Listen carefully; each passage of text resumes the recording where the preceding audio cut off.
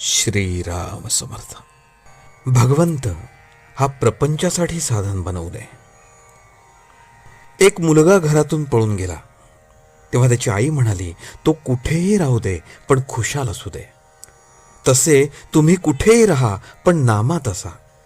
नाम तेवढे बळजबरीने घ्या. श्रद्धेने घेतले तर जास्त बरे. वृत्ती सांभाळून नामात राहिलात तर त्याहूनही जास्त बरे. वनस्पतीच्या पाल्याचा रस काढण्यासाठी काही पाल्यांमध्ये मध घालावा लागतो, काहीमध्ये दूध, तूप किंवा पाणी घालावे लागते. तसे भगवंताचे प्रेम लाभण्यासाठी आणि नामात गोडी उत्पन्न होण्यासाठी त्या नामामध्ये थोडी श्रद्धा घाला. मी ब्रह्म आहे या अनुभवात सुद्धा मी पण आहे. नाम त्याच्याही पलीकडे आहे. म्हणून भगवंताच्या नामाचे सतत स्मरण ठेवावे. त्यामुळे प्रपंच सोपा जातो. नामाची सत्ता फार बलवत्तर आहे. जगात असे कोणतेही पाप नाही की जे नामासमोर राहू शकेल. नाम हे त्याच्या शत्रूलाही मदत करते तर ते आपल्याला मदत करीलच. रूपाचे ध्यान मनामध्ये आले नाही तरी नाम सोडू नये. पुढे रूप आपोआप येऊ लागेल. सत्याला काही रूप दिल्याशिवाय आज आपल्याला त्याचे अनुसंधान ठेवता येत नाही. नाम हे त्याचे रूप आहे. म्हणून नामाचे सतत अनुसंधान ठेवावे.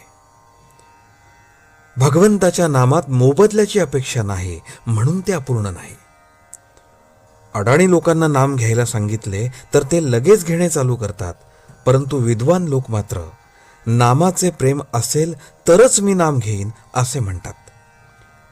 विषयरूपी सापाचे विष उतरलेले नसल्याने भगवंताचे अमृतासारखे गोड नाम आपल्याला गोड लागत नाही. याकरता या क्षणापासूनच नाम घ्यायला सुरुवात करावी.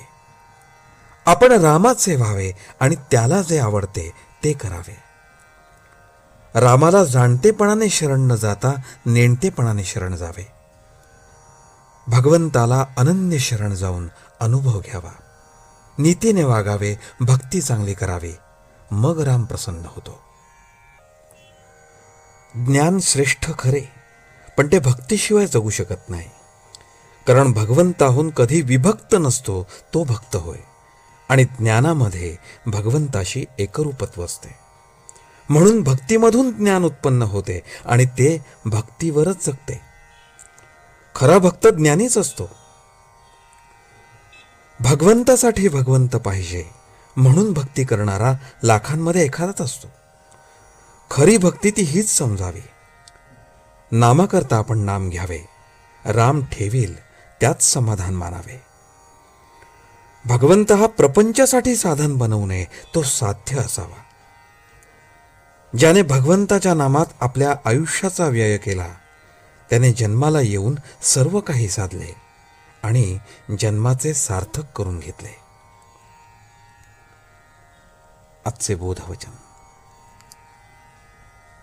ज्ञानी होऊन नामस्मरण करणे किंवा भक्त होऊन नामस्मरण करणे एकच आहे. दोन्हीकडे भगवत प्रेम मुख्य आहे. जानकी जीवन स्मरण. जय जय राम.